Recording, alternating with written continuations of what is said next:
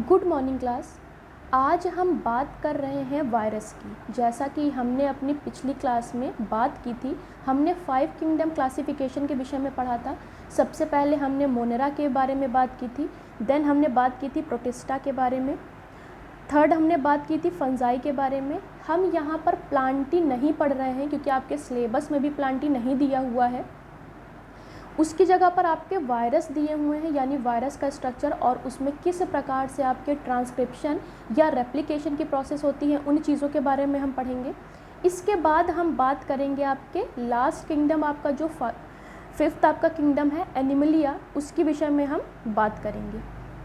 तो आज हम बात करेंगे कि वायरस का आपका स्ट्रक्चर कैसा है या क्या क्या आपके उसमें स्ट्रक्चर में कौन कौन सी ऐसी चीज़ें पाई जाती हैं, चाहे वो आपके एंजाइम्स हो चाहे वो प्रोटीन्स हो, उन चीज़ों के बारे में हम पढ़ेंगे। सबसे पहले हम बात करते हैं यहाँ पर आज HIV वायरस की। HIV वायरस या इन फुल फॉर्म हम कह सकते हैं ह्यूमन इम्यूनोडिफिशिएंसी वायरस। इसके अलावा HIV भी आपका एक वायरस है, या हम कह सकते हैं टोबैको मोज़ेक वायरस, या इन शॉर्ट उसे हम TMV भी कह सकते हैं। टोबैको मोज़ेक वायरस क्या है? इन्फेक्ट करता है टोबैको लीफ को। HIV वायरस जस्ट इसके अपोजिट है, ये आपका जितने भी वर्टिब्रेट्स होते हैं उनको इन्फेक्ट करता है, चाहे वो ह्यूमंस हो या एनिमल्स।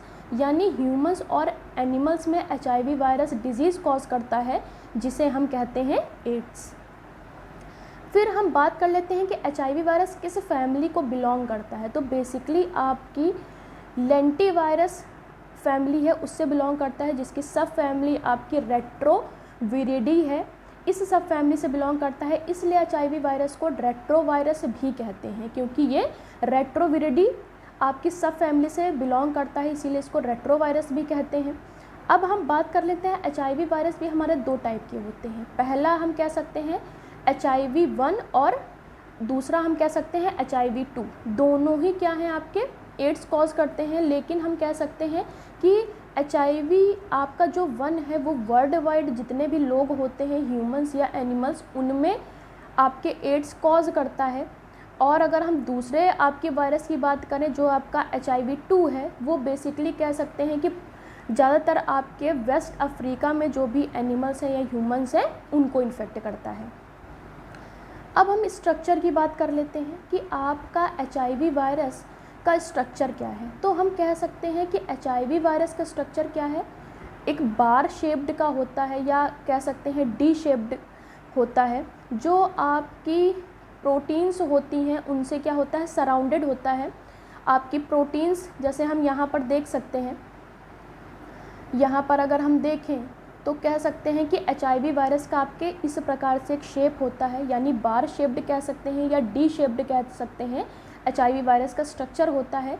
यहाँ पर हम देख रहे हैं कि जो आपको डार्क कलर से दिख रही हैं, पिंक कलर से, वो क्या है, आपकी ग्लाइकोप्रोटीन्स हैं। ग्लाइकोप्रोटीन्स आपकी 120 और कह सकते हैं 41, जिससे क्या है आपका HIV वायरस सराउंडेड होता है इन प्रोटीन से। फिर हम कह सकते हैं कि पर्टिकुलर इसमें आपके एंजाइम्स भी होते हैं, जैसे एंजाइम आपका प्रोटीएज है। उसके बाद कह सकते हैं कि आपकी एक और लेयर HIV वायरस को सराउंड करती है, जो आपकी लिपिड मेम्ब्रेन है।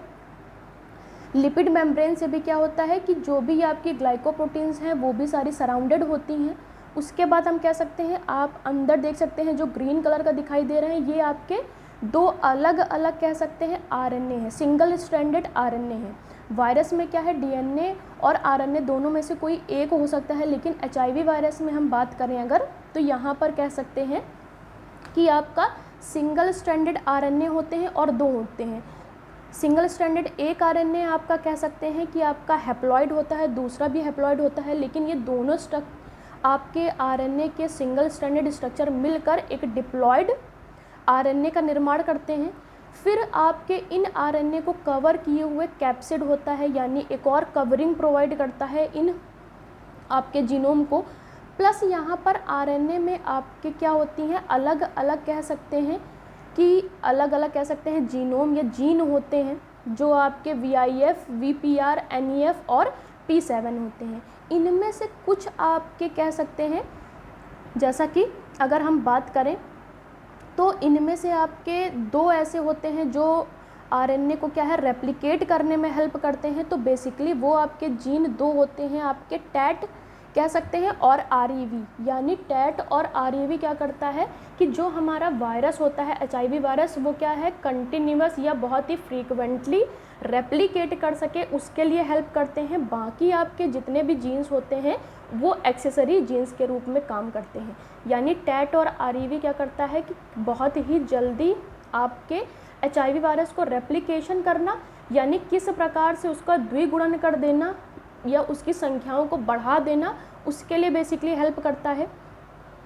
फिर कह सकते हैं कि आपकी अलग अलग और भी रेट्रोवायरल जीन्स होते हैं, चाहे वो गैग है, पॉल है, ईएनवी है, जो आपके स्ट्रक्चरल जो भी प्रोटीन्स होती हैं उनसे इनकोडेड होता है। अगर बेसिकली देखें तो आपका जो एचआईवी वायरस है वो इन्फेक्ट करता है ह्यूमन बॉडी या एनिमल सेल के CD4 टी लिम्फोसाइट्स को।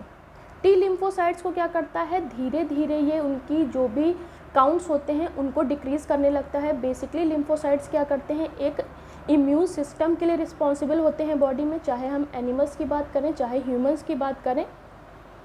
तो आपका एचआईवी वायरस क्या करता है, धीरे धीरे जो भी आपका वर्टिब्रेट्स है उसकी इम्यून सिस्टम क्या है धीरे धीरे वीक होने लगता है। इम्यून सिस्टम वीक होने लगता है तो धीरे धीरे क्या है उसे कोई भी डिजीज़, सिंपल डिजीज़ भी है, अगर उसे कोल्ड भी हो गया तो कोल्ड भी क्या है थोड़े दिन बाद वो आपका निमोनिया में चेंज हो जाएगा, निमोनिया क्या है आपका टीबी में चेंज हो जाएगा। क्योंकि जो भी बॉडी में इम्यून सिस्टम है जिसके लिए आपके CD4 टी लिम्फोसाइट्स रिस्पॉन्सिबल थी, वो क्या है अब उनकी काउंट कम होने लगी है। काउंट कम होने लगी है तो बॉडी में क्या है इम्यूनिटी सिस्टम भी वीक हो जाएगा। वीक होने से क्या होगा, कोई नॉर्मल भी डिजीज़ हमें बहुत ही जल्दी हो जाएगी। और जैसे बात की एचआईवी वायरस आपका कॉज करता है एड्स, तो एड्स क्या है अल्टीमेट, इसकी कोई मेडिसिन नहीं है, कोई वैक्सीन नहीं है जिससे क्या है पेशेंट सही हो जाए।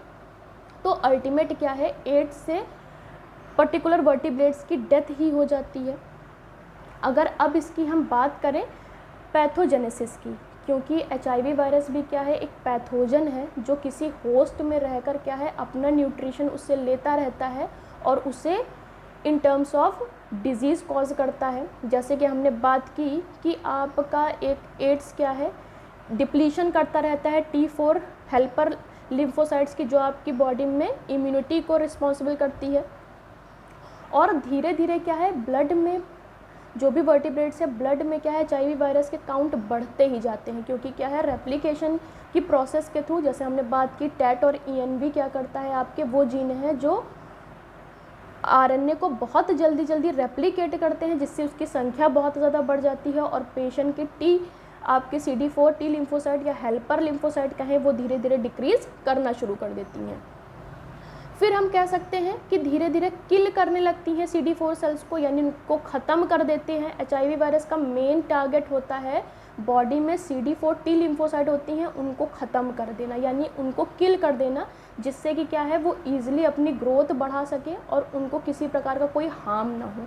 क्योंकि अगर हमारी बॉडी में कोई भी फॉरेन पार्टिकल आता है तो लिम्फोसाइट उनसे क्या करती हैं, उनसे जाके बाउंड कर जाती हैं और उनको किल करने लगती हैं। लेकिन अगर CD लिम्फोसाइट ही हमारी बॉडी में नहीं होंगी तो कोई भी फॉरेन पार्टिकल्स या कोई भी फॉरेन मटेरियल हमारी बॉडी में ईजिली इंटर कर सकता है और किसी भी प्रकार की बीमारी को कॉज कर सकता है। तो कह सकते हैं कि एड्स क्या है आपका एक सिंड्रोम कह सकते हैं इसे, कि किस प्रकार से आपकी एचआईवी वायरस के थ्रू एड्स कॉज होता है। और यहाँ पर क्या है आपकी बॉडी में CD लिम्फोसाइट्स की जगह आपके एचआईवी वायरस रिप्लेस कर देते हैं अपने आप को। यानी जब CD4 लिम्फोसाइट्स ख़त्म हो जाएंगी बॉडी में तो उनकी जगह आपके एचआईवी वायरस आ जाते हैं और वो पर्टिकुलर जो भी ऑर्गेनिज़म है उसको ख़त्म करने लगते हैं। जैसे कि अगर हम इसमें देखें तो यहाँ पर हम देख सकते हैं कि किस प्रकार से आपका वर्क करता है या CD4 लिम्फोसाइट्स को वो ख़त्म करने लगता है। यहाँ पर देख सकते हैं हम कि आपका एम्ट्रोपिक एचआईवी वायरस आता है जिसे हम रेट्रोवायरस कह रहे हैं, कि वो लिगेंड्स के माध्यम से आपका एंटर करता है, CD4 उस पर काम करती हैं, लेकिन आपका बहुत ही तेज़ी के साथ कह सकते हैं कि रेप्लिकेशन या ट्रांसक्रिप्शन की प्रोसेस होती जाती हैं और धीरे धीरे आपके HIV वायरस क्या करते हैं, CD4 लिम्फोसाइट को ख़त्म करने लगते हैं। तो इस तरह से हम बात कर सकते हैं कि HIV वायरस की जो हमने स्ट्रक्चर के विषय में बात की, इस प्रकार से होता है। नेक्स्ट बात करेंगे कि किस प्रकार से HIV वायरस रेप्लिकेशन या ट्रांसक्रिप्शन की प्रोसेस करता है ऑर्गेनिज्म में, चाहे वो एनिमल्स हो या आपके human beings. Thank you class.